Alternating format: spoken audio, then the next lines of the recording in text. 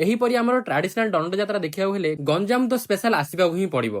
Hello friends, welcome to my new another mini blog. आशा करछि आपण माने समस्त भलो एवं सुस्थ थिबे बोली। आज सकाळ सकाळ ही मु गाधवाध ही रेडी होई मोर गरुड़ काढी सीधा चली छकू आउ छकू गला पर आम गैंग पूरा हाजर हेई अछन आउ सेही भीतर डिस्कशन चलजी आज दिनडा केमिति कटियो बोली। सेही डिस्कशन करू करू धरा पला जे आम गां रे आज दंड नाच उठिबे। हां, दंड नाच उठिलाडू लेट हबो कारण आज फास्ट दिन थिला आज आम गां रो। सेथि ता आगुर आमे कोन प्लानिंग डे करलु कोन करिवु बोली। आउ 2 घंटा पर सीधा चाललु मेकानिकल बॉय रो मोर आम खट्टी प्लेस को। आउ खट्टी प्लेस को पहुंचला पर देखली आम गैंग पूरा हाजर फुल प्रिपरेशन चलजी आमर गैंग रो। तापर मेकानिकल मोर लागि पड़लु आमर काम रे। आउ आम काम रे देखि पारथिबे एई गरम रो बचाव हेले तो किछि कोल्ड ड्रिंक्स दरकार ना। कोल्ड ड्रिंक बहाना रे मिश्री बना पी आमर मेकानिकल बॉय लागि पड़ले प्याज छड़ेबाकू कारण आज होची ओडे मस्त सा डिश। आउ एफडा आमर डॉन भाई किचन रूम रे बसी छत्तु छणीबारे लागि छंदी। आउ ए डॉन भाई भडी कारीगर आमर तो दुनिया रे केही ही नथिबे। आउ आंके जण मस्त सा मक्का छड़े छड़े मोबाइल देखिबारे लागि छंदी। आउ मु एपडे मोर फुल स्वाग रे मु खाउची मक्का। आउ पन्नीबरिया कटाडी मक्का छड़ा परे आमर डॉन भाई लागि पड़ले पूरा मस्त सा रोसई करिबारे। आउ सेठी मोर काम कोन त आपण जानिथिबे, बस मु खाली हेल्पिंग बहाना रे थाए। आउ हां, आज रो डिश देखि आपण माने जानि पारथिबे कोन बना चालजी। आउ से डिश होजी छत्तु चिली। आउ एते परिश्रम रे लागि पछिन हमर डॉन भाई आउ से डिश को टेस्टी करिबारे एवं आपण माने देखि पारथिबे ऑलमोस्ट हमर छत्तु चिली हबागु ही लागिलानी। आउ कि समय पर हमर रोसे भी कंप्लीट हेगला। आउ ये होजी हमर आइटम। आउ एमान त लागि पले पूरा फुल मस्ती रे एन्जॉय करिबारे खायागु आपण माने देखि ही पारथिबे खुआ खुई हे जाउछन। तापरे सीधा चाललो हमर दंड नाच देखिबा पई हम गां रो। सेठी दंड नाच देखि चाललो आमे सीधा हमर पानी दंड देखिबा पई। आउ सेठु आमे पहुंचा पूर्वरु देखि पारथिबे आपण माने केते लोक गहळी अछंती एठी। आउ हमर मिसिंग फा मेन मेंबर भी चाली आसलानी मिस्टर लभर बॉय। चलंत हमर परंपरा दंड उटिके देखि दबा कारण सेठी बहुत अद्भुत चीज भी होई थाए।